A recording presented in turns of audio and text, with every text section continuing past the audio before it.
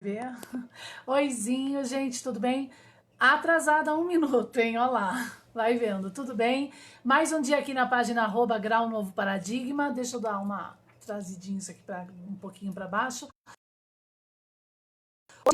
20 horas e nós vamos continuar, ó, acabei de entrar online, deixa lá pegar o link já, e nós vamos continuar a debater símbolos e simbologias, tá?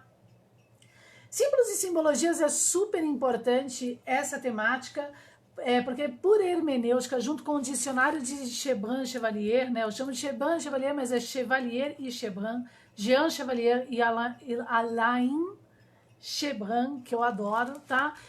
Nós vamos então compreender certas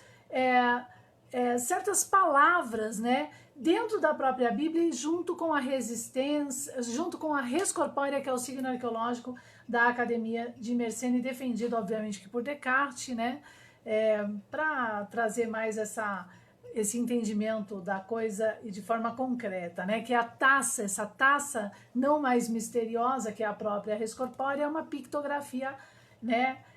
De alguma forma arqueológica e muito utilizada dentro da área, sim, da ciência, como nós estamos acompanhando aqui no Novo Paradigma.online. Bom, deixa eu entrar lá, pegar o link e a gente já vai começar já, tá? Só deixa o computador, né, colaborar, ajudar, que ele deu uma travadinha aqui, peraí. Só um pouquinho, tá? Pera um pouquinho, pera um pouquinho. Acabou, ó, entrou. Ai, quando ele começa assim é um porre, gente. Mas tudo bem. Peraí, deixa calma. Ó, ele atrasou um pouquinho pra entrar, deu uma... Peraí, deixa eu só confirmar que eu vou pegar esse link. Peraí, ó lá. Tô falando que é um porre. Agora eu vou entrar no meu perfil. Calma, calma, tá demorando meu computador. Ai, meu Deus do céu, eu não aguento quando faz assim. Não aguento, não suporto. Eu gosto de clicar, a coisa já vai, aí já rola, sabe? Bom, vamos lá. Deixa eu colocar aqui. E deixa eu colocar um nome, né? Pera lá. Olha, gente, no relógio de cima já foram 5 minutos, no de baixo 3. Símbolos e simbologias com o dicionário de mitos. Hermenêutica de... Ó, eu escrevi pra caramba, não escreveu nada. Diadema e colar. Vou colocar dessa forma, que aí fica mais interessante o tema. Peraí. Eu tô atrasada porque eu tô atrasada com... Eu tô entrando atrasada porque eu tô me atrasando com o conteúdo de alguns materiais aqui. Aí fica um pouco cumulativo as coisas, mas tá tudo certo. Pronto, aqui entrei. Ótimo, consegui. Agora eu vou entrar... Ah, não era pra entrar no link. Ai, que bom, não entrou. Então agora eu vou dar uma divulgada aqui nos grupos rapidinho. Aqui. Compartilhar. Agora é só compartilhar, gente. Eu vou compartilhar e a gente já começa já. Deixa eu ver. Compartilhar.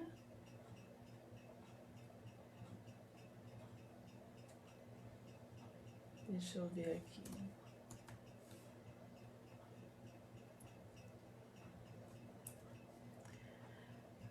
Agora o Facebook ele tá mudando pro Facebook chama Vídeos Studio, né? Alguma coisa assim. Oizinho, para quem chegou, seja bem-vindo. E eu vou até começar a me inteirar mais nessa nova ferramenta aí. Quer dizer, o estúdio de vídeos do Facebook já existia, né? Deixa eu ver aqui, compartilhar em um grupo. Eu tô compartilhando em um grupo, a gente já começa já, tá? Hoje é símbolos e simbologias sobre... A gente vai continuar o entendimento por hermenêutica, né? De Sefiró, colar, oizinho para quem chegou, obrigado, seja muito bem-vindo, viu? Deixa eu jogar aqui nos grupos, é rapidinho, tá, gente? Tô divulgando aqui. Hoje eu dei uma atrasadinha porque eu tô acumulada com alguns materiais, mas olha só, faltam 32 páginas finais para só dar uma revisada mesmo geral de Heidegger. E pronto, a obra finalmente está deferida e pronta. Graças a Deus, hein? Nossa, hein? Vai vendo. Mas deixa eu divulgar aqui nos grupos, para ir rapidinho, não ficar falando, que senão eu foco no que eu tô falando e aí ou eu faço uma coisa ou eu faço outra. Oizinho para quem chegou, gente, ajuda a compartilhar, compartilha o vídeo para quem vocês acham que tem interesse pelo tema. Hoje é símbolos e simbologias por hermenêutica. A gente vai continuar nesse tema toda quinta-feira para compreender a forma de interpretação. A gente vai estar usando aqui, ó, esse livro aqui, ó. Dicionário de Símbolos de Jean Chevalier e Alain Chebran. Adoro esse dicionário. Esse dicionário é uma coisa maravilhosa. Vocês vão hoje conhecer esse dicionário por dentro, tá? Então fica aí que vale a pena. Deixa agora só divulgar nos grupos de filosofia, a gente já começa já. Obrigada, Remen. Tem um pessoal aí curtindo os vídeos. Vamos que vamos. Obrigada pelos engajamentos, viu? Eles estão aumentando de novo. Né? Eu acho que a polêmica lá sobre a parafilia assustou um pouco o pessoal, mas não tem como não debater essas frentes, né, hoje. Exate ali, obrigado. Alguém comentou aqui. Obrigado. Deixa eu ver aqui agora, peraí. Calma que eu já tô terminando aqui, tá, gente? Compartilhar em mais um grupo. Vamos lá. Deixa eu compartilhar aqui em alguns grupos, porque na verdade eu tô fazendo só um compartilhamento por live. Eu tava fazendo durante a semana que aumentava os engajamentos, mas como eu tô com um acúmulo de material que eu tenho que finalizar, organizar, então tá um pouco tudo meio que, né, um pouco aqui, um pouco ali, então homeopaticamente a gente vai indo, né, caminhando nessa ferramenta aqui interna web, né. Mas o importante é que a obra, né, O Futuro Social de Heidegger, gente, vale a pena, hein? Já vai sair já a semana que vem, certeza, essa semana, até segunda-feira tá na Amazon já, viu? Já tá liberada na Amazon para aquisição. O e-book vai ser só R$ 9,99. Mas vale a pena, viu, gente? Vale a pena ler, sim, para ter essa perspectiva, né, sobre Heidegger, os problemas de Heidegger na aplicabilidade dentro da área da ciência, como ontologia e tudo mais, viu? Deixa eu colocar, acho que é aqui. Calma que eu já tô terminando já. Hoje eu dei uma atrasadinha de 1 minuto, mas eu tenho mais 2 minutos aqui. Peraí, gente. Oizinho para todos que chegaram. Hoje a gente vai continuar o tema de hermenêutica, símbolos e simbologias. Vocês vão conhecer o dicionário de símbolos por dentro hoje, tá? Vale a pena, vocês vão gostar desse dicionário. É um dicionário que lá em Um Novo Paradigma a gente tem, vinculado às nossas afiliações, que é a Travessa e a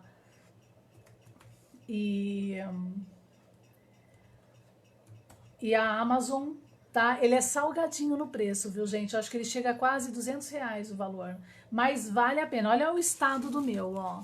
Olha o estado do meu. Lembrando que eu vou fazer um App Story acompanhando a parte que esse daí não vai ser o gratuito do Novo Paradigma, da App Story, né? Um aplicativo que a gente vai ter. Mas eu vou fazer um App Story do Dicionário de Símbolos de Jean Chevalier. Vocês vão ver. Que vai valer a pena ter também.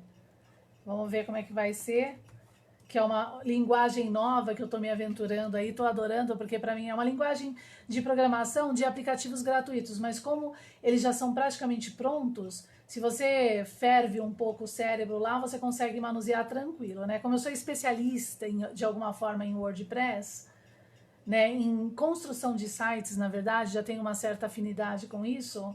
Vocês vão ver o site que está saindo agora de um novo projeto meu, que é para infantil. Não tem nada a ver com o que a gente está fazendo aqui, mas depois eu vou dar uma divulgada rapidinha, não hoje, tá? Desse projeto, porque para quem tem filhinhos, né? Para quem, né, tem aí na família crianças de 3 a 6 anos, vai valer a pena participar desse novo mundo de Belinha digital, tá? Já li alguns dos seus livros.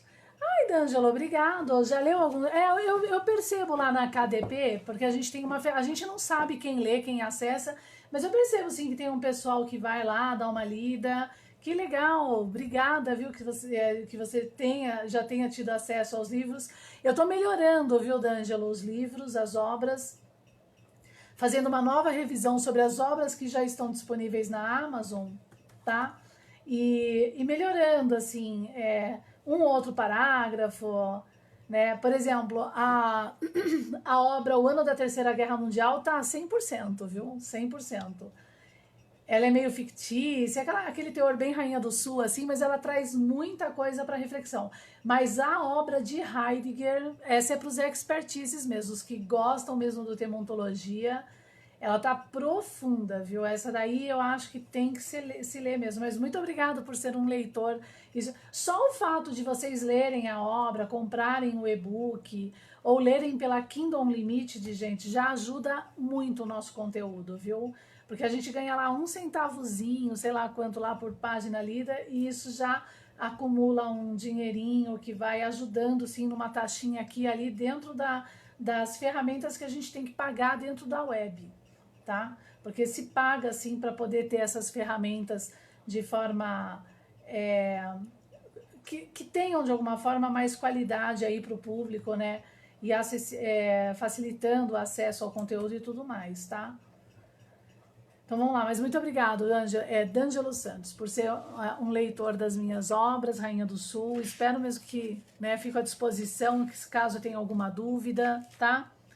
E tudo mais. Então vamos lá, gente, ó. Deixa eu só entrar aqui, ó. Hoje eu tô atrasada, quando eu fico atrasada, gente, eu fico meio dispersa, viu? Eu não gosto de atraso. Vamos lá então, ó.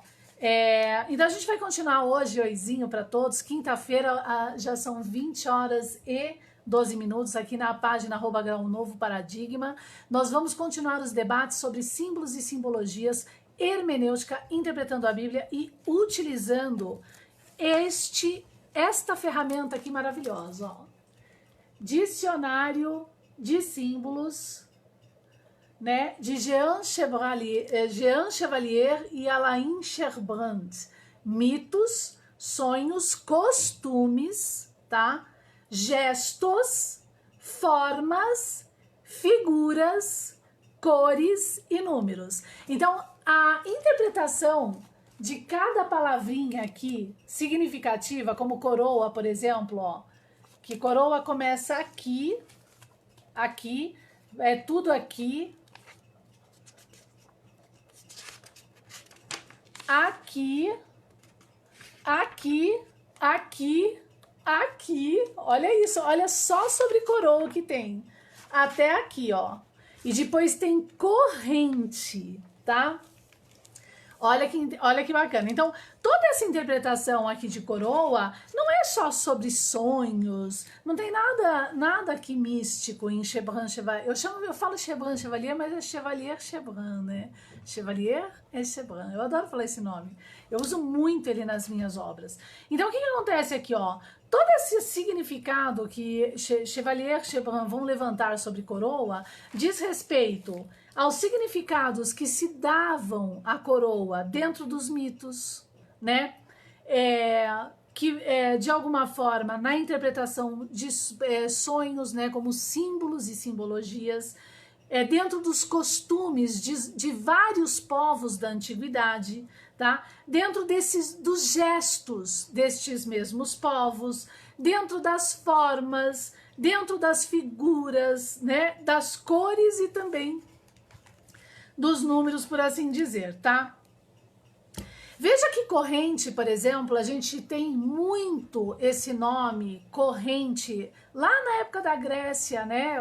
Lá na época greco-romana. E aonde? Prometeu acorrentado.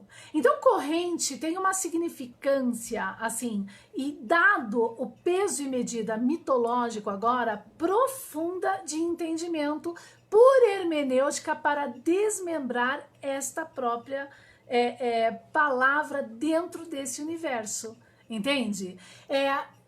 Nessa condição, como que então nós estamos analisando essas palavras, por assim dizer, né?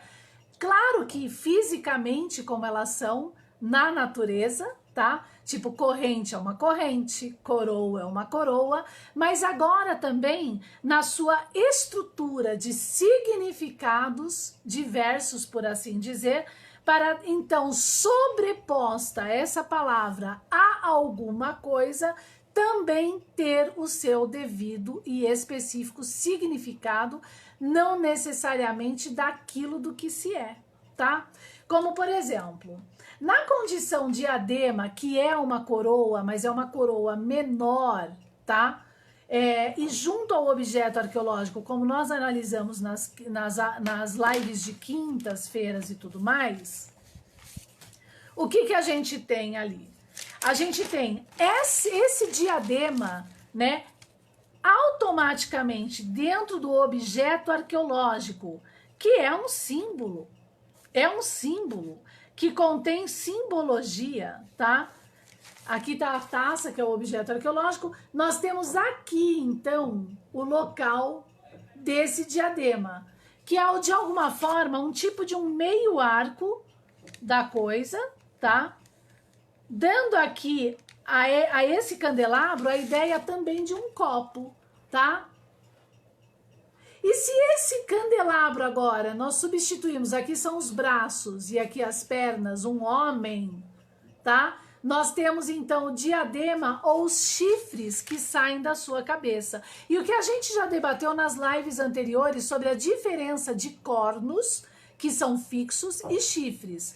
Porque os chifres dos servos, e isso é significativo até dentro da Bíblia, por assim dizer, né? Porque são os servos do apeiron, né? Dessa sabedoria, do entendimento, eles são como? Maleáveis, eles não são fixos, que nem os cornos de um bode, por exemplo, que acaba sendo um cabeça dura naquele segmento e não é maleável às coisas. Seria mais ou menos essa ideia, então, tá? Então, dentro da Bíblia, a gente tem lá que dará à tua cabeça um diadema e graça, de graça e uma coroa de glória, né? Então, o diadema é a primeira coisa que se consegue com a sabedoria, né? Uma parte dessa coroa, e quanto mais extensa, da resistência mesmo da res corpórea, mais ampliada agora esse diadema, mais o homem se aproxima então do apeiron, o apeiron está nele e ele está no apeiron. Eu estou no Pai, o Pai está em mim. A substancialidade está em mim e eu nela, né? Se agora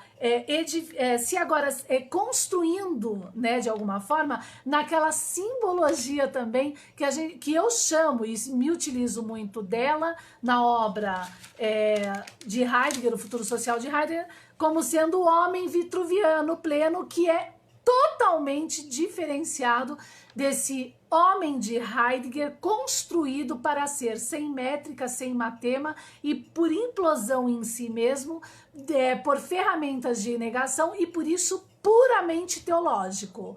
Obrigada, viu, para quem chegou. Eu vi que alguém chegou e entrou, mas é muito pequenininho, mesmo com óculos eu não consigo ver o nome e tal, mas tem uma bandeirinha aqui de São Paulo. Seja bem-vindo, muito obrigado.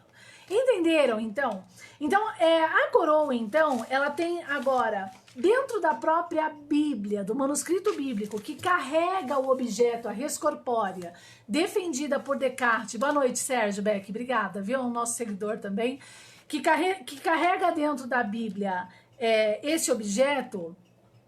Nós temos, então, no significado agora da coroa, aquela coisa métrica, fenomênica, já debatida por Zenão e Sócrates na Parrateia ali, contra o velho Parmênides, que é uma obra que eu vou trazer aí também, tá?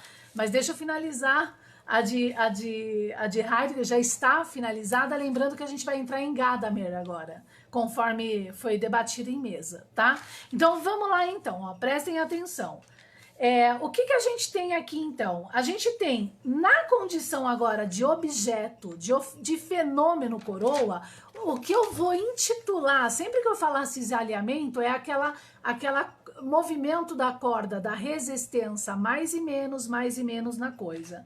A gente tem então, na condição de coroa, a sua condição de mais coroa e menos coroa, tá? Se é menos coroa, a gente pode dar um nome, então, de diadema. E o diadema participa aqui, está próximo, né? Próximo deste e participativo desse ponto da coroa no seu significado. Lembrando que essa relação de corrente, tá? Aqui agora, tá?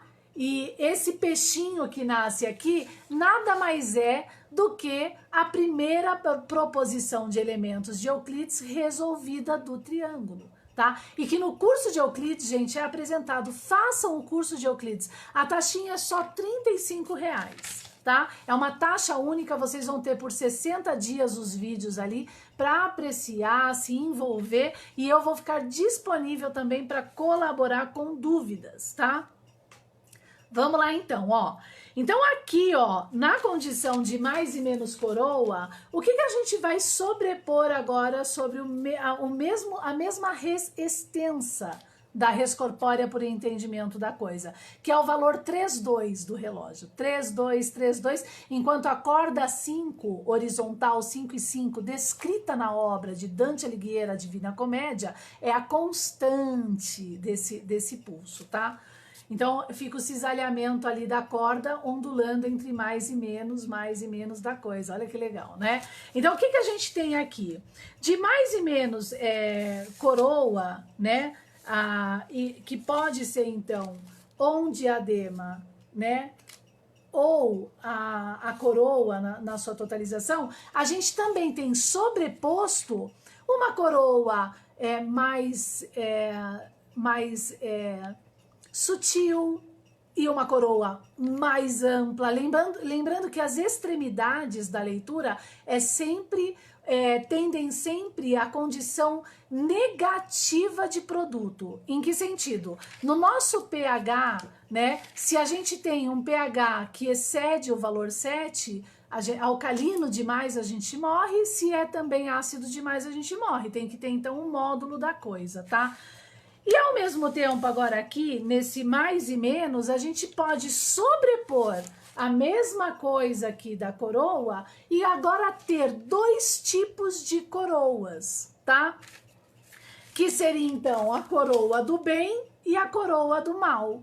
A coroa que tem uma tendência à negligência, né, levando a um produto quando assim se é utilizada, e a coroa que tem um sentido positivo, não negligente, desse pulso vitruviano pleno do homem na sua sabedoria e entendimento das coisas, tá? E que tem então como produto, uma vez que compreendido e plantado na matéria, que tem como ação um tipo de produto agora na sociedade. Olha que belo, gente! E a Bíblia, o manuscrito bíblico, para quem realmente leu inteira, ó, eu li a Bíblia inteira, da página 1 até a última página, para vocês verem como eu sou viciada em leitura. E eu lendo ela inteira, né, tanto o Velho como o Novo Testamento, eu levei 2 anos para ler ela inteira, né? Eu percebi que a única coisa que ela defende, principalmente no Velho Testamento, é se você seguir no caminho da sabedoria, né, e de forma correta, tautológico, você vai receber de um jeito, ao contrário, vai receber do outro. E é esse mesmo pulso aqui da coroa, tá, da coisa. Esse todo entendimento agora a gente coloca sobre o objeto. E dentro da Bíblia a gente tem 2 objetos de mesa. O objeto dos problemas de Moisés. Por isso que Moisés aparece muitas vezes com 2 chifres na cabeça de cornos, tá? Porque é corruptível, né? Que é o candelabro que vira taça de ouro sem números, né? Por isso que ele é criticado por Hebreus, por Jesus, pelos apóstolos, tá? E relacionado aos fariseus, logo Moisés de Mesa é o pai dos fariseus, desse problema agora que vai fazer nascer o problema teológico, tá? Se misturando com a Grécia, que eu já vou explicar essa outra chave dentro da Bíblia, e a gente vai ter então uma outra taça, que é a taça então com números, defendidas por Paulo Apóstolo como sendo Deus desconhecido de Paulo Apóstolo, tá? E defendida por Jesus Cristo, por João, né? Lá na nossa página @Grau Novo Paradigma, depois eu vou deixar todos os links aí, mas no nosso YouTube, vão lá, se inscrevam no YouTube, tem ali sobre João 4, né? A relação desse objeto e que deserto era esse que João estava preparando com o entendimento dessa taça, e que Jesus vem então explicar e ampliar mais esse entendimento nos caminhos espirituais junto ao Apeiron de Anaximandro, a substancialidade do nosso universo que é viva, está em nós e nós nela, tá? Como a gente já veio debatendo aí há muito. Entenderam? Bom, esse objeto é árvore, candelabro e taça ao mesmo tempo. E como árvore, é a própria sefiró do bem e do mal. Mas o objeto em si, gente, ele não faz nada. Ele apenas é e verbaliza, antes mesmo do homem, tá? Ele explica ao homem as coisas do universo. E de tal forma que o homem vem a ter, então, a terceira visão, né? Em poder mesmo de entendimento cosmogônico e agora manuseando cosmologia e altas tecnologias dentro de uma sociedade. E também ferramentas funcionais como economia e outras coisas aí devidas que necessitam dessa métrica, tá? E uma vez fazendo isso, é a forma como o homem vai manusear esse objeto que nós vamos ter então esse produto. E nós voltamos para o ponto então mais e menos da coisa. Tá? Que tipo, então, que coroa que você vai carregar? Lembra, lá em Isaías, a gente tem... Deixa eu ver se é Isaías ou é Ezequiel. Ezequiel 21, 26, como já debatido, assim diz o Senhor Deus, tira o diadema e remove a coroa. E que diadema e coroa é essa que Deus quer que tira? Se a gente for lá em Ezequiel, é um diadema e coroa da corrupção. Então eu me vesti dessa coroa. Então quem sou eu? Né? Quem sou eu e para o quê? Tá? Como ser humano. Então aqui começam os problemas dos caminhos espirituais do próprio homem em poder, tá? No ser e no devir da coisa, tá bom? Lembrando que uma chave que a gente tem riquíssima dos manuscritos bíblicos, tá? Eu só não lembro agora o verso, o capítulo, nem o livro, por assim dizer, mas está no Novo Testamento, isso é certeza, é quando se fala assim, que os gregos, nessa época, eles procuravam a ciência. E os judeus dessa época procuravam a espiritualidade e em separado. Logo, a Bíblia está criticando os gregos e os judeus da corrupção, que são os próprios fariseus, por assim dizer. Tá? Separando o entendimento dessa verdadeira ontologia e que se torna teologia reclamada por Dionísio Areopagita, no Areopagitum, conversando com Timóteo. Dionísio que foi, de alguma forma, como se... Obrigada, viu, Sérgio, por compartilhar. Dionísio que foi, de alguma forma, evangelizado por Paulo Apóstolo, tá? E Dionísio no Areopagitum, que por sinal eu tô organizando na obra, melhorando, tá? Na obra A Razão, Ciência e Espírito, parte 1, o problema perceptivo das cruzadas, que já tá pronto e tal, mas eu tô dando só uma melhoradinha. Quem quiser esperar, eu dou um toque e tal, que ó, agora tá melhor do que tá, né? Ele dentro do Areopagitum, quando ele fala com Timóteo, o que ele fala lá para Timóteo? Olha, Timóteo, teologia é uma coisa, evangelho é outra, tá? E aí ele explica também pulsos de uso da res extensa dessa res corpórea, tá? Que por sinal, o pulso que envolve o quinto axioma euclidiano, né, que é muito utilizado por Newton, tal, no entendimento da coisa, mas é uma parte do módulo, que é um pulso de implosão, é totalmente usado por Heidegger em toda a sua metodologia criacionista para determinar um tipo de homem na sociedade e uma ontologia que nunca vai ser ontologia. Né? E aí são minhas críticas lá, aquelas críticas básicas Rainha do Sul, dentro da obra O Futuro Social de Heidegger, tá? Olha que legal, tá? Então veja a importância, então olha que mescla, que que junção que a gente fez da coisa, só para entender partes desse manuscrito que é riquíssimo, o bíblico, e totalmente confundido em várias frentes. Lembrando, gente, que os clássicos modulares e eu, por experiência, não negamos o espírito vivo do universo, tá? Ele é revelador, ele ajuda a ampliar o entendimento, é aquela inspiração do axioma empírico, da intuição de Kant, e que se diferencia um pouco da intuição de Hegel, porque a intuição de Hegel está mais próxima do anel, conforme vai estar de alguma forma explicado também na obra Futuro Social de Heidegger, da nossa consciência, enquanto a intuição empírica, que é dupla, ela tem uma outra que é mais próxima do apeiron, né, nesse módulo, né, a gente tem essa inspiração e que venha a ser, sim, espiritual e tudo mais. Tem, entende? Às vezes o objeto se abre para você. Na sua busca e leitura, ele fala, vem alguma coisa e fala que não é do seu pensamento, da sua consciência, da sua cognição e tudo mais. Então, por isso que entra também dentro desse verdadeiro novo estado, que não é essa New World Order da corrupção por perceptiva, as análises, e agora de forma urgentes e profundas e necessárias, daquilo que se chama a reforma das 7 igrejas. Tá? Arrependam-se, antes que seja tarde, entende? Porque aqueles que são de uma linhagem por tradição, que a gente pode usar como simbologia anticristo, né? Vão continuar, porque deu trabalho para eles chegarem aonde eles chegaram, e eles não vão querer perder esse trabalho todo, e por tradição, mantendo um povo aprisionado e tudo mais. Então é tudo escolha, gente, tá? A minha parte eu tô fazendo. Lembrando que, se permitir, a gente tem um futuro social de Heidegger, tá? E cada vez mais caótico e pior. E aí tem outras métricas de debate que eu não vou entrar agora, senão a gente vai fugir muito do tema, tá? Muito. Mas assim, que são também de suma importância, são até mais sutis na coisa e na aplicabilidade, tá? Para se entender e aplicar, tá? Bom, então a gente já leu aqui que os símbolos, a gente vai ler agora Chevalan Chevalier sobre a coroa. Para terminar a coroa, depois a gente vai entrar em colar, tá? O simbolismo da coroa fica a depender de 3 fatores principais, lembram? Sua colocação no alto da cabeça confere um significado supereminente,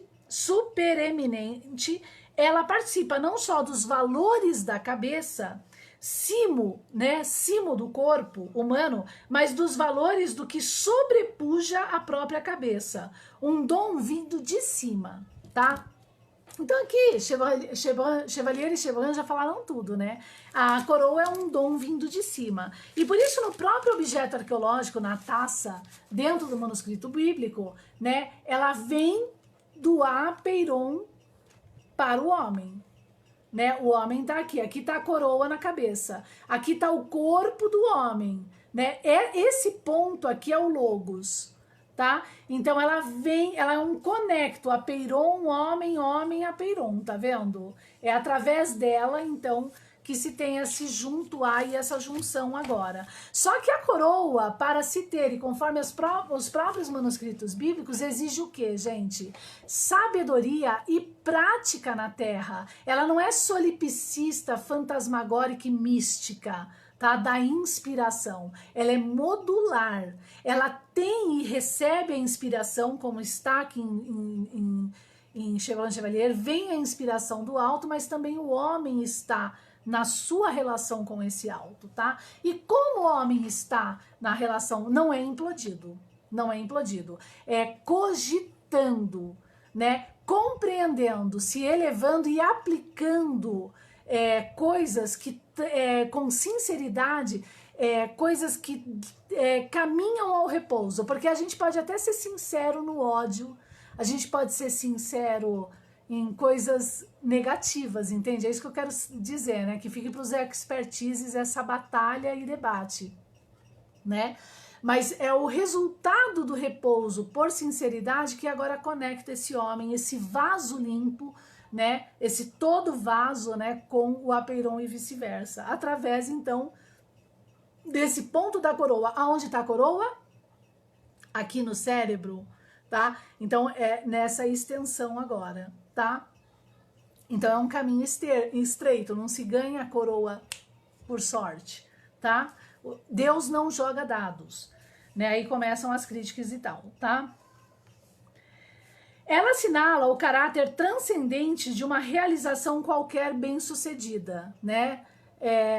E ela pode ser a coroação também de um intento negativo aplicado, de um desejo ganancioso. Então aquela pessoa se coroou, né? Porque ela alcançou, foi bem sucedido naquela prática, né? Por isso que a coroa pode ser uma coroa podre na sua representação, tá entendendo?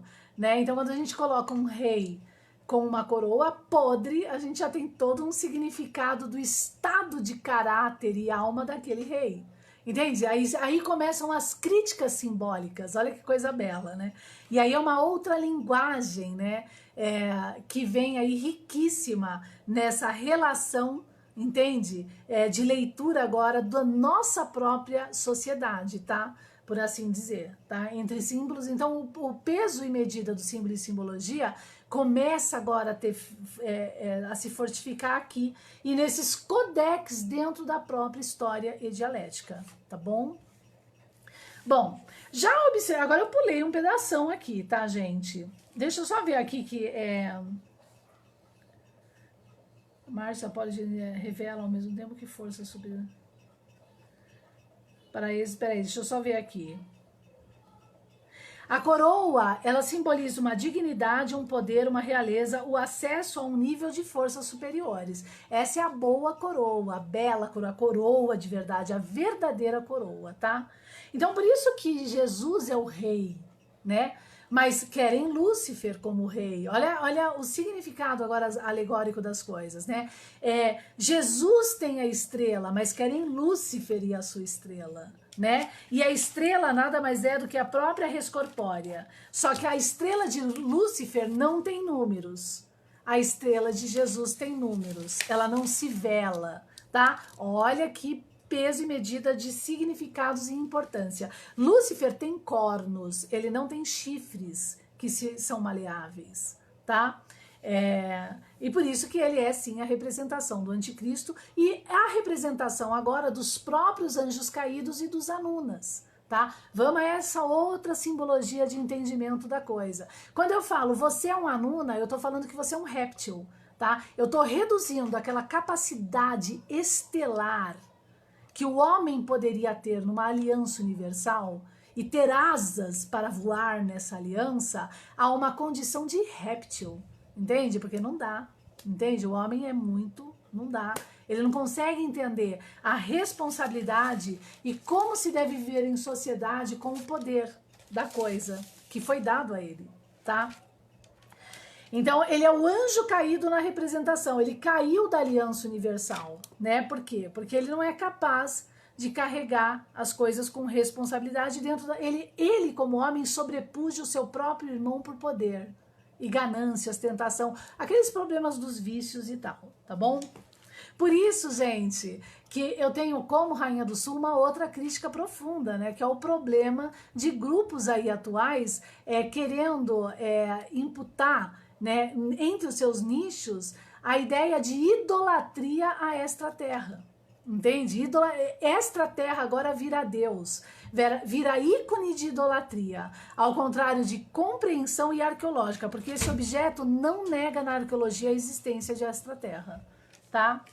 Fecha a portinha lá, tá? Eu espero que eu só quero pegar meu pato de espíritos que faz barulho. Ok. Já se observou que a palavra coroa, né? Eu pulei mais aqui, fecha direitinho. Já se observou que a palavra coroa é originariamente muito próxima da palavra corno. O que eu tinha falado, né? Então, lembra, o que é o corno? O corno, gente, nessa minha obra... Deixa eu virar aqui, ó. Nessa minha obra, o Jardim Cântico dos Cânticos, ela também tá 100% corrigida. Podem pegar lá na Amazon, leiam pela Kingdom Limited, tá? O Jardim Cântico dos Cânticos, eu vou falar de cornos e de chifres. A diferença simbólica de cornos e de chifres. Ela tá fictícia, né? Ela tem um teor de unificação das coisas, é bem interessante. É uma deusa, né, que na verdade é Ísis, Cleópatra ao mesmo tempo, e a própria amada de Cântico dos Cânticos de Deus, que tendo agora a rosa, né, o entendimento dessa árvore, dessa rosa, ela então tenta explicar, né, o problema do jardim do mundo e trazer então à vista nessa câmara, porque ela é a própria Ísis, né, com o Osíris putefrado ali de alguma forma, nessa câmara, dentro dessa câmara, então todos esses significados, alguns, né, na verdade, significados simbólicos dentro da Bíblia, como o 120, cornos, chifres e assim vai, tá? Então é um manualzinho, tá? Ela tá também R$ 9,90, vale a pena, ou pela Kindle Unlimited vocês leem. Deixa eu ver se eu tenho aqui os links, que eu acho é legal, né, passar. Eu vou passar os links para vocês. Ai, peraí, se ajudar, deixa eu entrar aqui, eu vou passar os links para vocês, tá? Então, quando a coroa, isso que a gente tem como entendimento, quando a coroa, ela entra na ideia de cornos, né, ela vai exprimir uma ideia, e é o que ele fala aqui, ó, já se observou que a palavra coroa é originariamente muito próxima da palavra corno, e exprime a mesma ideia.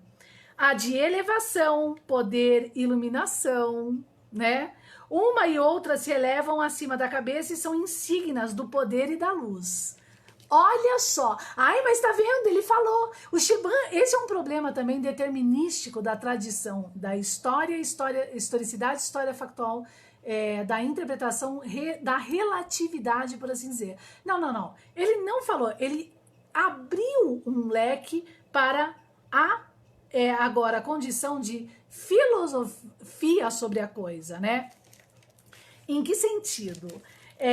Se a coroa, como corno, exprime a ideia de elevação, poder e iluminação, e nós entendendo que o corno, ele é uma coisa fixa, né? Que poder e iluminação, então, são essas, certo? E a outra, uma e outra, tanto o corno como a coroa, se elevam acima da cabeça e são insígnias do poder e da luz. Então veja que ao mesmo tempo, Chevalier e Chebran, falando dessa relação junto da coroa com o corno, ao mesmo tempo ele separou, porque uma e outra se elevam acima da cabeça, mas cada uma agora vão se elevar de um jeito. O corno de um jeito e a coroa do outro. Então, a gente tem a coroa corno e essa outra coroa chifre, né? Que é maleável, tá? Mas que também fixa como coroa, tem uma outra expressão dessa coroa relacionada com corno, que aí toma o lugar, o corno no lugar da coroa. Mas tudo a mesma coisa, é uma relação de junto da interpretação e que acompanha agora o pulso por resistência do junto né? Do junto da relação agora metafísica dos fenômenos, por assim dizer. Uma coroa que é corno, e sendo corno agora tem uma significância. E um corno que deixa de ser corno agora é uma coroa isolada, e como coroa chifre tem um significado, e coroa em si mesmo o seu significado puro, tá? Então, fenomenologia pura aqui de aplicação, tá? Entendimento. Então, tudo isso tem que estar junto aí no entendimento, na interpretação da coisa, tá? Bom,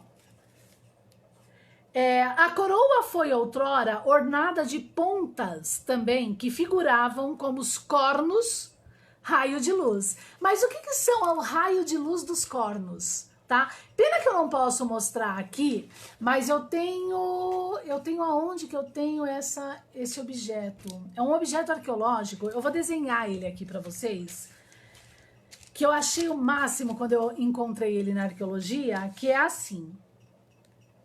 É um vaso que aqui tem, eu não vou conseguir fazer direito, uma coisa assim.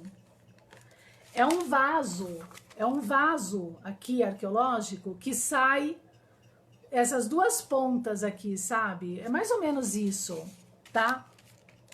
É uma pedra arqueológica, né, que tem esse desenho desse vaso muito bem feito, e cada ponta da estrela agora que sai nesses cornos do vaso aqui, ó, que parece a cabeça de uma vaca, é assim, o objeto arqueológico concreto na pedra parece a cabeça de uma vaca com cornos, e o valor 5 e 5 aqui, mas tem outros valores, tá? Ao mesmo tempo, é um vaso, entende? Então, ele é a mesma ideia de linguagem e verbo do próprio candelabro. Só que é riquíssimo esse objeto arqueológico que eu encontrei nessa pedra. Pena que eu não tenho como mostrar aqui, tá? Eu não lembro agora onde... Deixa eu ver, eu vou ter aqui no computador, peraí. Ah, mas até achar vai demorar. Depois eu tento mostrar a imagem no meu perfil. Mas olha só, e na página Um Novo Paradigma. Então olha aqui, ó. O objeto, ele é um candelabro, uma árvore e um cálice ao mesmo tempo. Esse objeto arqueológico aqui, ele tem a mesma expressão de resistência de linguagem. Porque ele é uma cabeça de vaca, um vaso ao mesmo tempo. E tem outros significados lá, tá?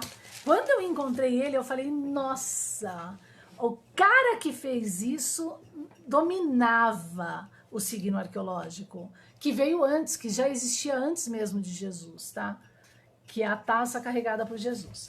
Então, veja bem, então esse pode ser também o significado da coroa crística, tá? E é seguramente a das cabeças de cobra que cingem a fronte das divindades egípcias e as dos faraós. Então agora a gente vai ter toda uma importância dessa coroa nos próprios hieróglifos da antiguidade. Por isso que eu tenho facilidade, obrigada, viu? Por isso, obrigada, Tibério. Por isso que eu tenho uma certa facilidade com o objeto, que é a própria res corpórea, né, que às vezes as pessoas duvidam e tal, de abrir pedras desses manuscritos da antiguidade. Eu consegui abrir o papiro de Hindi, consegui abrir várias pedras maias, estelas egípcias, na sua linguagem em função desse entendimento. E com muita facilidade e lógica, tá? Então assim, aonde que eu tô provando isso pra vocês? Aqui, nesse objeto que eu encontrei, tá? Deixa eu ver, eu tenho ele aqui. Eu tenho ele aqui, eu vou conseguir mostrar pra vocês. Vocês vão ver que objeto... Agora eu lembrei onde ele tá. Deixa eu só ligar aqui o... Aqui, rapidinho. Eu sei, tá aqui, agora eu lembrei onde ele tá. E eu vou mostrar esse objeto então pra vocês. Deixa eu só ligar aqui. E aí a gente vai lá. É que hoje meu computador deu de ficar um pouco lento. Eu acho que é porque desde ontem ele tá atualizando alguma coisa aqui. Olha lá. Aí ele fica lento, aí eu fico louca quando acontece isso. Bom, então esse pode ser também o significado da coroa crística e tal, tá? No simbolismo, agora, cabalístico, agora a gente entra pra Cabalá. Mas já entendendo tudo isso, a gente já entende que a própria Cabalá, ela tá corrompida em si, né? No seu entendimento. Por quê? Porque ela vira culto de mandalas coloridas e não entendimento trigonométrico, arqueológico, de uma arqueologia que vai ser sempre nesse caminho cabalístico agora, uma arqueologia que vai ser sempre mistério, tá? E quando a arqueologia é mistério, apocalipticamente, no próprio Apocalipse, ela está relacionada diretamente ao que? Ao anticristo, né? E o que é o anticristo? O próprio homem, anjo caído, que com esse poder, ele quer ocultar para sobrepujar o outro irmão, né? Ai, gente, pra quê, né? Eu não entendo. Eu não entra na minha cabeça. Eu não consigo entender. Eu tenho uma dificuldade de entender isso, que é uma coisa de louco. Né? E aí eles criam os bocas inúteis, por exemplo, e depois culpam os bocas inúteis que eles mesmos criam, né? Então, nem isso justifica dos bocas inúteis. É isso que eu quero dizer. Tá entendendo? Porque é criado pelo que fizeram desse grupo... como fantoches para fazer estes nascerem. Por isso, voltando então ao Anuna. Na mitologia do Anuna lá, Suméria-Cádia lá, o que é o Anuna? O Anuna é aquele que vai parir, né? O Anuna me parece que é produto como filho, ou eu não sei se é de Enki ou Enli lá, tem alguma coisa ali, mas ele é produto, né? É filho, é o filho que nasce, são os Anunas. Ou seja, o homem reptiliano, o próprio homem reptiliano. Não é aquele ET, filho, para idolatria, cai na real.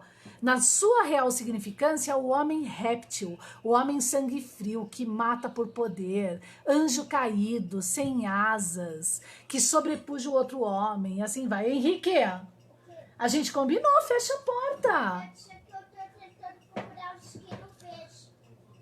Entenderam? Então isso é importantíssimo. Lembrando que o objeto não nega a existência de extraterras, tá? Na própria arqueologia, entende? E, ao mesmo tempo, demonstra que nós somos os anjos caídos dessa aliança. Por isso que nós temos essa diferença, domínio, fauna e flora, conforme a própria Bíblia. tá? Domine com esse poder fauna e flora. E aí, entendendo isso agora vitruvianamente, né? ET não é idolatria, tá entendendo? É respeito, é uma relação de respeito, não de idolatria, gente, cai na real, tá? E assim vai, tá? Lembrando que o próprio extraterra, o ET, ele não nega a existência do espaço não numerado, da substancialidade, que é o apeiron de um universo vivo, conhecendo toda essa trigonometria mais que o próprio homem anjo caído, tá? Arrependam-se, né? Vamos lá, ó. Vou pegar o objeto para vocês. Vocês vão pirar. Acho que até vai dar para mim levar esse aqui. Peraí. Deixa eu ver. Signo arqueológico. Ó, tá vendo? Isso que é legal fazer estelas e arqueologia, tá vendo? Ó, colocar tudo no lugarzinho certo, a gente acha assim, que lindo! Olha lá, adoro esse objeto, é um objeto arqueológico. E ele traz, eu coloquei aqui como observação, que ele traz o poder da árvore através da métrica dos 15 côvados, tá? Dos 15 côvados. Então, assim, ó, o que eu quero dizer é assim, o espírito do universo, ele existe, ele não é negado, tá?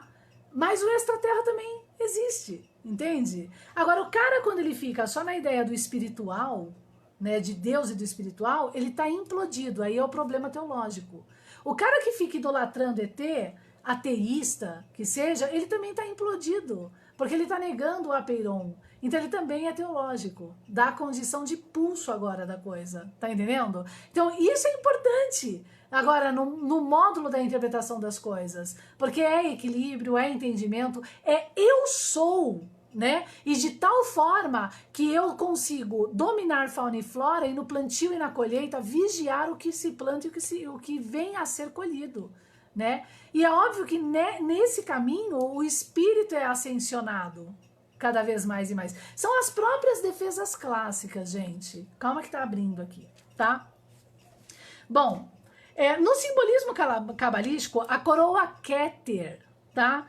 Que exprime o absoluto, o não ser, a Ensof, desculpa se eu não sei falar, né, as palavras, está no cimo da árvore do Sefiró, tá?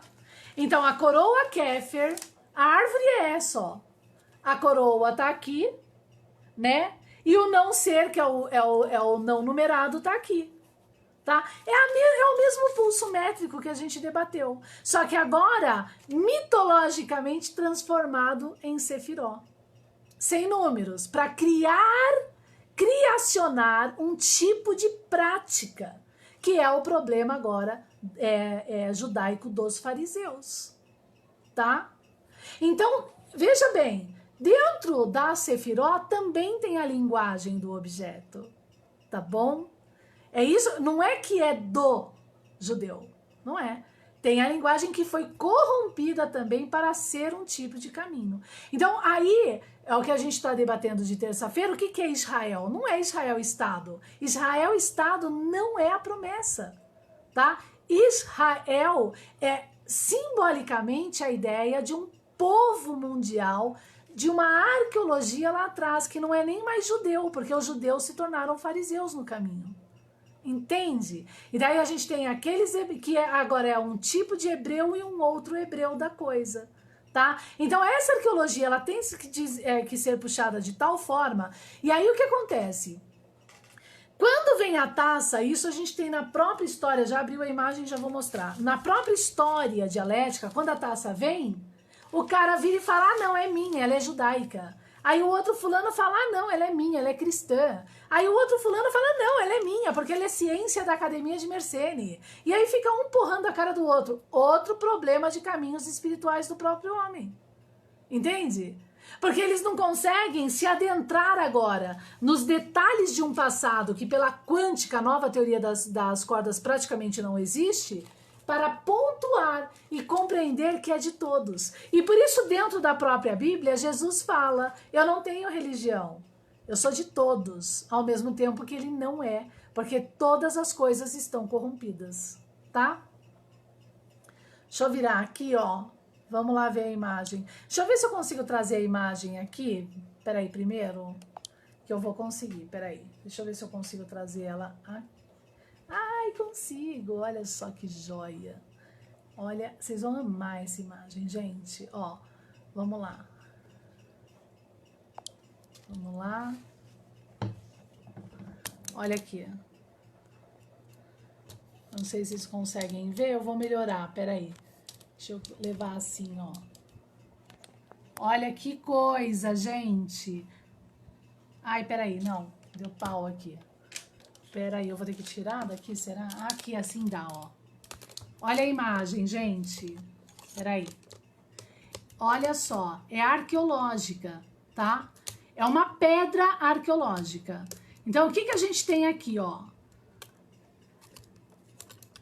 Ela é uma árvore. Ela é uma árvore. Ao mesmo tempo, é um vaso, um copo. Ao mesmo tempo, é a cabeça de vaca dos hieróglifos. Tudo ao mesmo tempo. Aqui as orelhas da vaca, mas ao mesmo tempo são os ramos de uma árvore. Olha que magnífico, tá? E o que é mais legal nela? 1, 2, 3, 4, 5. 1, 2, 3, 4, 5. E o que é o 5, tá? Eu já vou mostrar aqui no papel. Aqui, ó, 1, 2, 3, 4, 5. Nessa parte de cima, o valor que tem é 5, 10, 15, que são os 15 côvados lá das expressões da Arca de Noé, tá? 1, 2, 3, 4, 5, 1, 2, 3, 4, 5, né?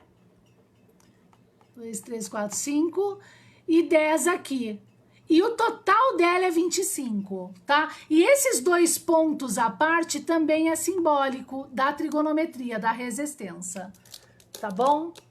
Bom, vocês viram ela, né? Então agora eu vou mostrar um pouco do pulso dela para vocês, tá? Vamos lá então, que isso é importante agora. Deixa eu só melhorar aqui. Ai, meu Deus, que agora eu mexi e ficou uma coisa. Peraí que tá tudo... Peraí, meu Deus do céu. Peraí, aqui. Olha lá, Tibério Escardo, a raiz 7, já não é... Ai, beleza. Sério, da raiz 7, ó, eu não sei nem tirar raiz, tá? Eu falo da Mathesis Universalis, eu sou um homem, um 0 à esquerda em matemática. Mas se dá raiz 7, é isso, eu vou mostrar dentro do objeto. Se dá raiz 7, então, gente, esse objeto arqueológico aqui é riquíssimo na linguagem. É mais do que riquíssimo. Eu tenho que, então, pegar... eu tenho que lembrar da onde que ele vem. Da onde vem essa pedra que eu, espertinha aqui, não marquei. Mas eu sei que eu peguei de um livro. Ele é um rolete. Ele tá lá na época do rolete de Zer. É dessa época aí. Antes de Noé, me parece. Ele existe. Então, olha só, né? O que que a gente tem aqui? Vamos entrar nesse... Porque a gente está falando da árvore, né? Da Sefirot, de qualquer forma, da relação da coroa. O que que a gente tem aqui arqueologicamente, gente? Né? Uma vez conhecendo a taça e sua trigonometria dentro da Bíblia, a gente tem claramente, metricamente, um ser humanozinho lá atrás, na arqueologia, que conhecia profundamente essa linguagem. Porque ele transcreveu essa linguagem de um objeto que é taça, que é árvore, que é candelabro ao mesmo tempo, a um objeto, vamos voltar nele lá, que é árvore, que é cabeça de vaca, que é super importante como hieróglifo na antiguidade, e que ao mesmo tempo é um copo também, ó, tá? Ele retirou da linguagem o candelabro, tá? Agora, o Tibério Escárdua, ele disse que dá raiz 7. Se dá raiz 7, então, de qualquer forma, vamos lá. Na condição aqui, ó, do arco de cima, eu vou representar ele bem simples aqui. Então, a gente tem 5, 10, 15, tá? Aqui a gente tem 5, 10, 15 na representação do copo, né? Então, aqui a gente já tem uma divisão de dois elementos. Esse é um elemento e esse é um outro elemento, tá? Então, aqui a gente tem na descrição dessa pedra, por resistência, a ideia de que são duas ferramentas diferentes. É como a junção de uma bola com um quadrado, entende? É como a junção, bem simples, de uma corda, uma madeira e algo que equilibra. E aí a gente tem a balança, tá? Da forma mais simples da coisa, tá?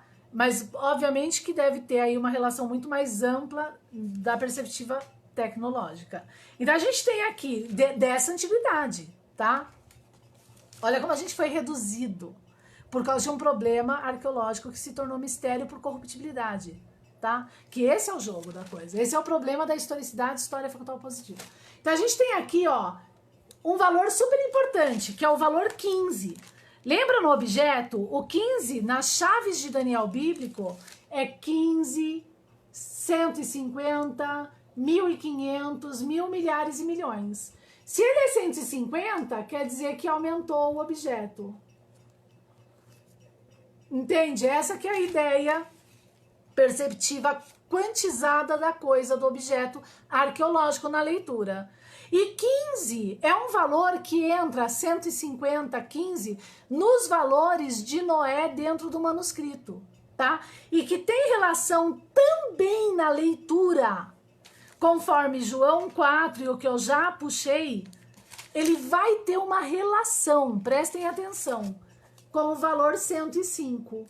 Porque tirando 0, o 15 tá aqui, ó, tá? E automaticamente é a corda do sistema 1,5 do objeto, da cartesiana metafísica, tá? E a corda 1,5, que é ao mesmo tempo a 5,5, que é 5,5 mais 10 central, é a constante que a gente já debateu como resistência aqui, que tem aquela sutileza 0,1 da coisa, tá? Quando metafisicamente no pulso lá bem mais amplo de entendimento, tá? Então essa parte de cima, ela tem então esses 15 côvados aqui, esse valor cheio agora de significados da escola pitagórica, do verdadeiro orfismo, tá? E ao mesmo tempo, abaixo, e ela está falando do que aqui? Da corda 1,5, da constante, de alguma forma, tá? Mas veja bem, né?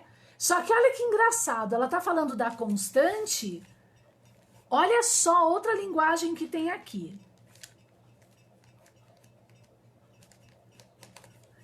Ela tá falando do valor 1,5 da corda como constante num arco. Ué, a constante da corda do objeto é isso aqui. Mas ela tá falando que esse valor da corda 1,5 da coisa tá no arco, né? Logo, ela tá tentando explicar aqui essa dupla relação da constante e a ondulação aqui ao mesmo tempo. Porque se a gente pegar só o valor 1,5 do objeto, vamos lá para não ficar 1,5, 5. E aqui é 0, tá? Se eu pegar 1,5 do objeto, curso de Euclides, gente. Curso de Euclides. O que a gente está lendo? A gente está lendo dentro do objeto arqueológico aquilo que eu chamo de leitura euclidiana pitagórica. Apenas um lado. Apenas esse lado. 1,5. E 5 mais 1 é, olha o cisalhamento, 6.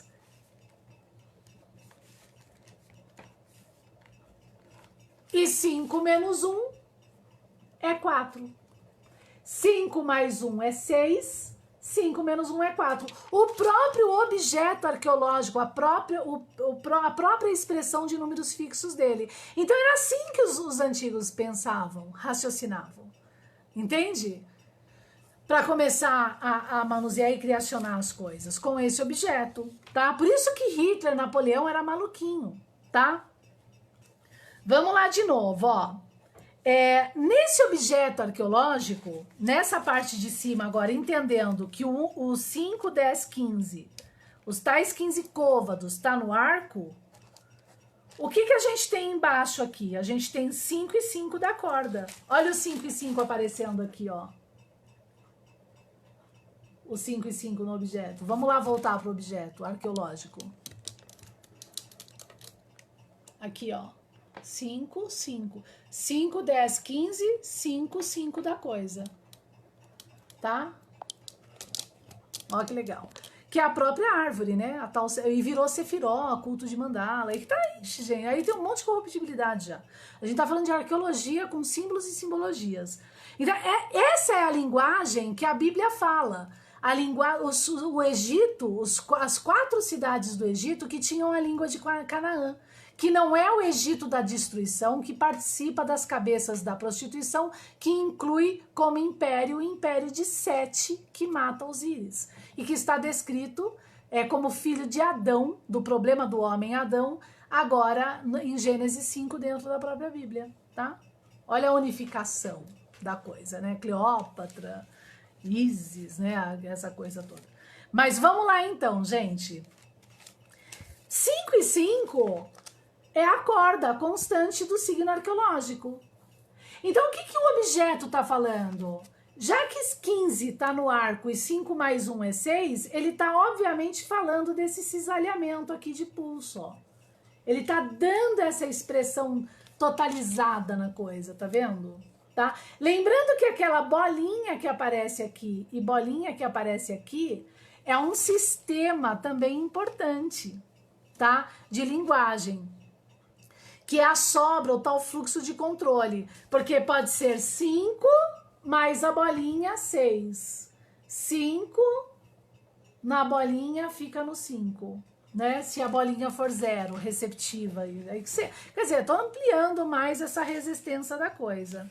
Tá? E agora, 5 mais 5 mais 5 mais 5 mais 5... é 25. O que é 25 no objeto? Nessa árvore, que é o próprio signo arqueológico.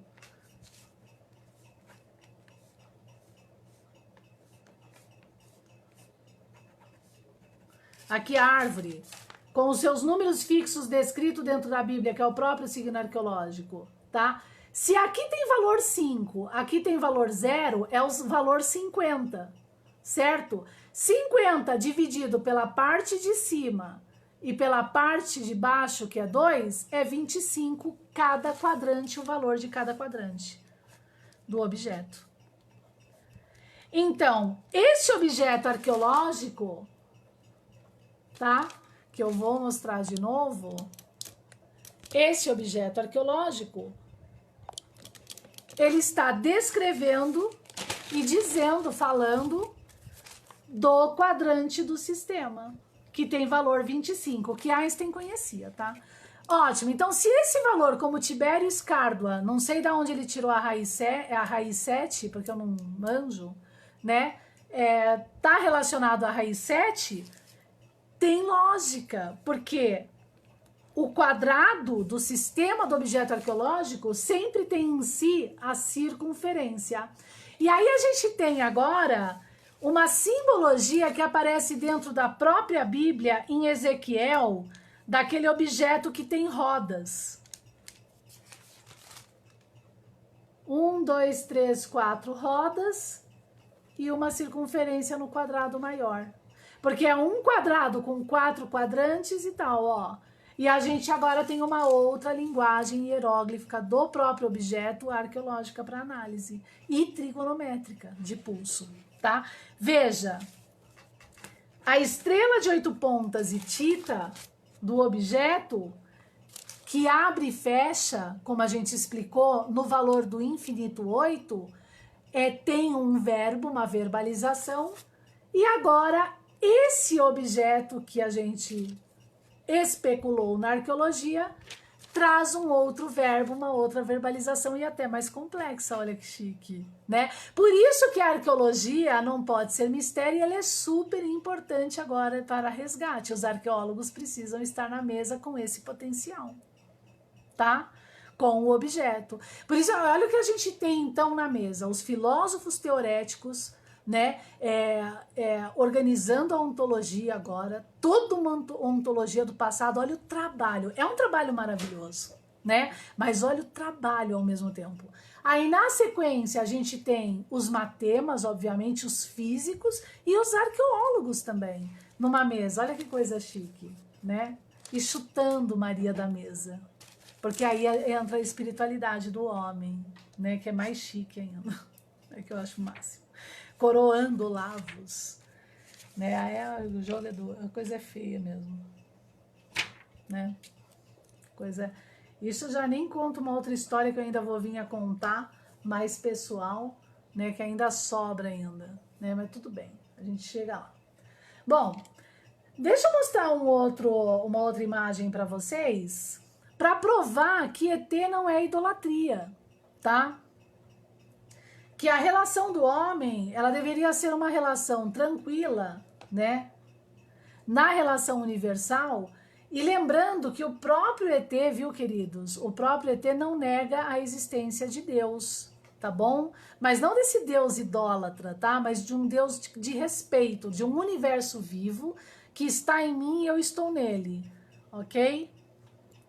Então, na própria arqueologia, a gente tem a existência de ET, tá? Ok?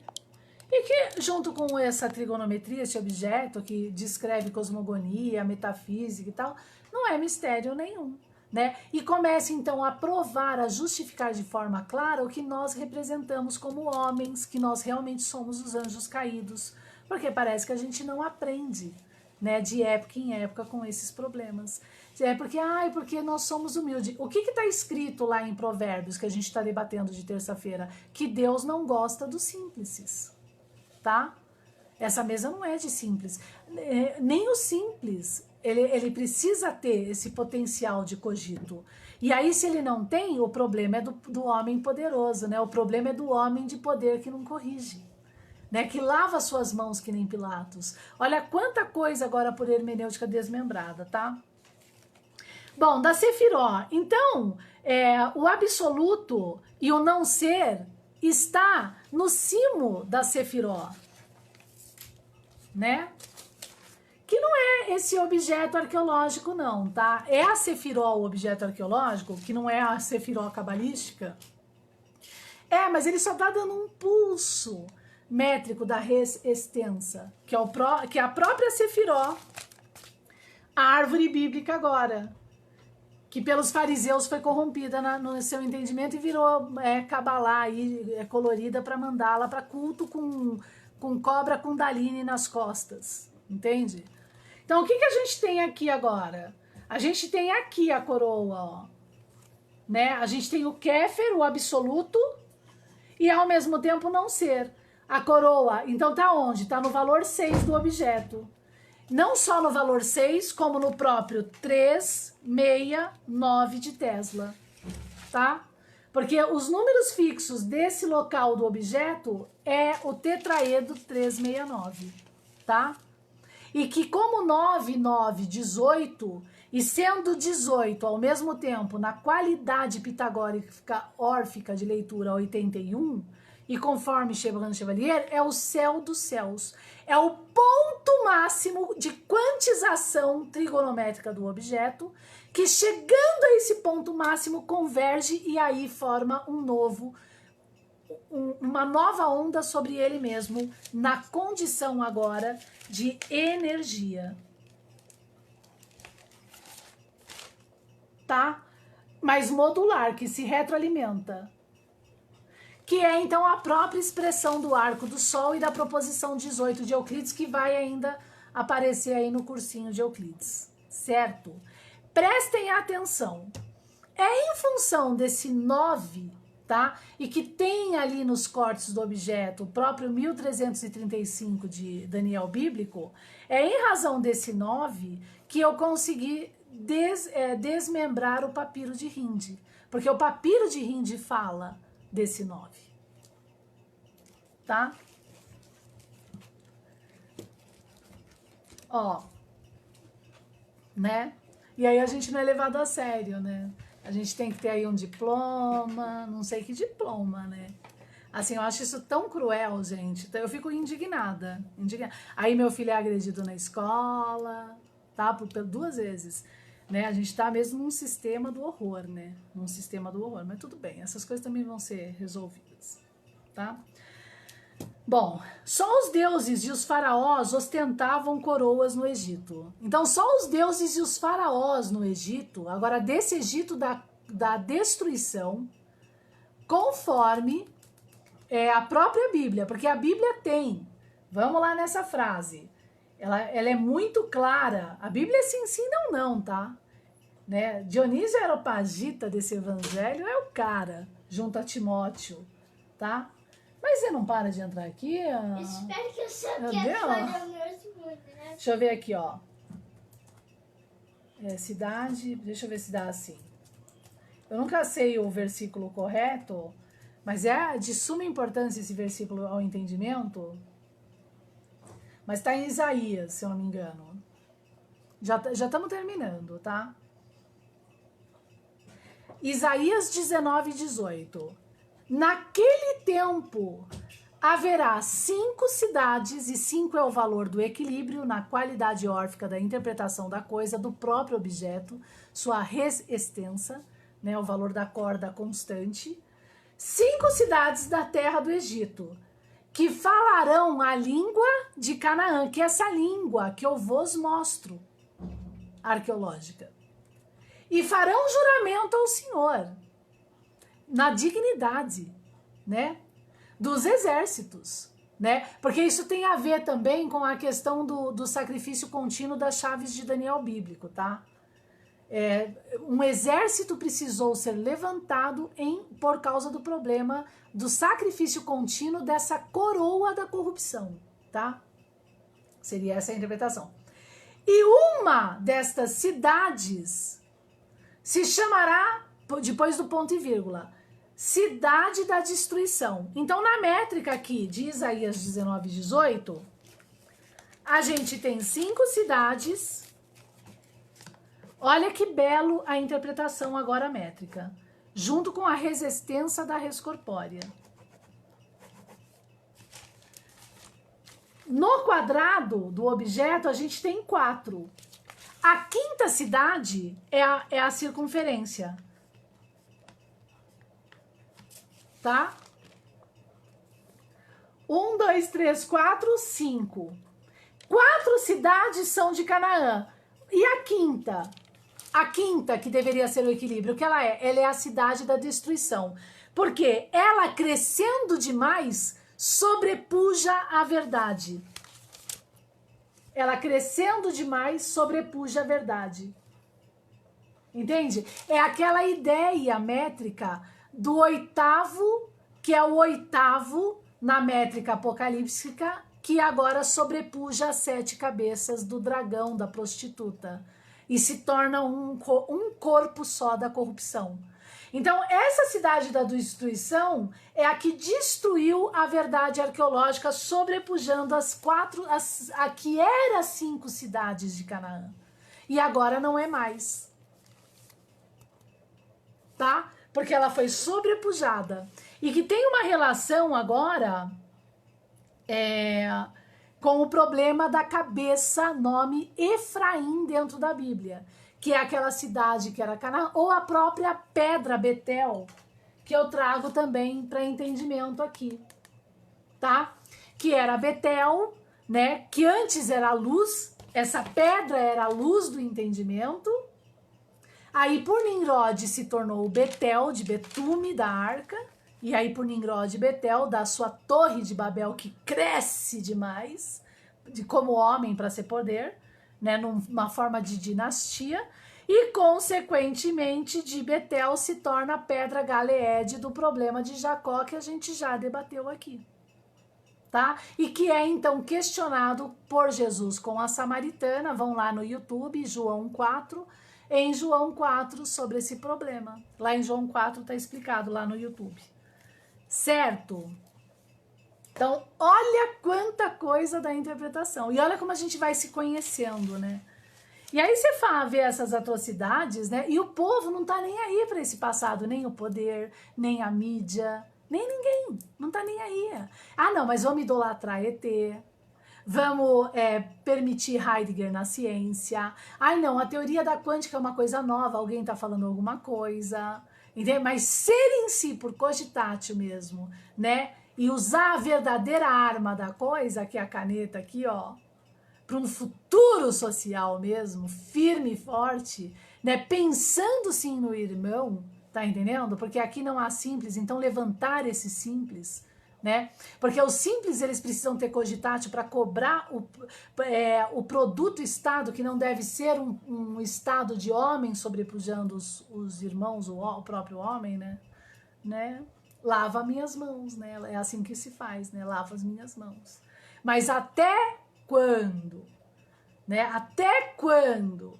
Porque dê a César o que é de César, porque a verdade vem, e quando a verdade vir, aquelas 10 cidades carregadas pela prostituta, está escrito em Apocalipse, vão odiar a prostituta que carrega um cálice cheio de sangue, que não tem números, mas é o cálice de sangue em forma de ouro e que ela bebe e se orna.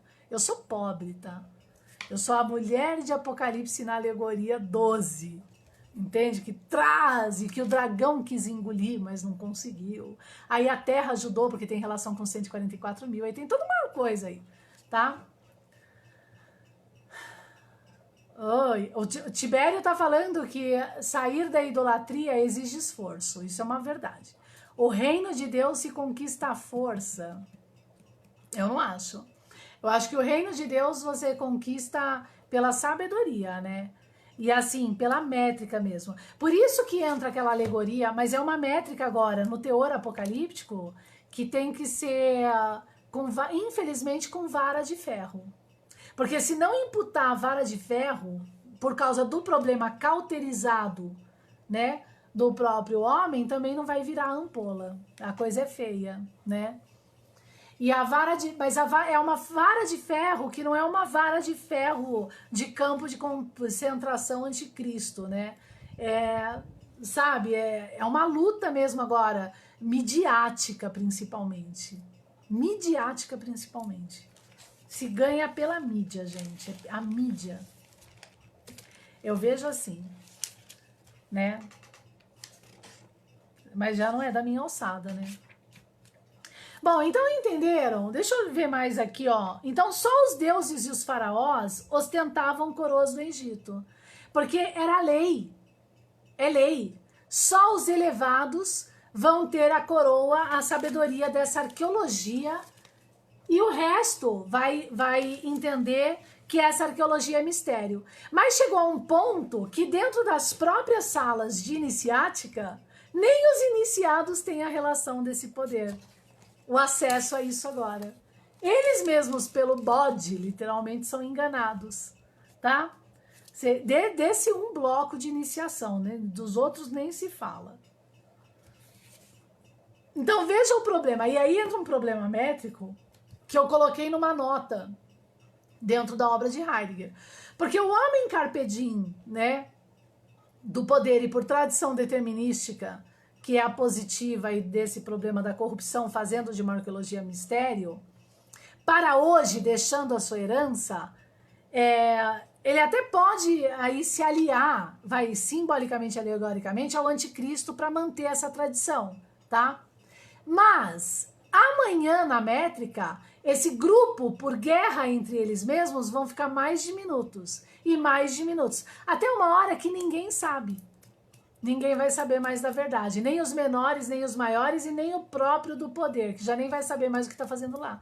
Então, por isso que, conforme as próprias estelas maias, esse dragão engole o próprio homem na sua ganância. Por isso que basta o ET jogar a estrela na mão do homem.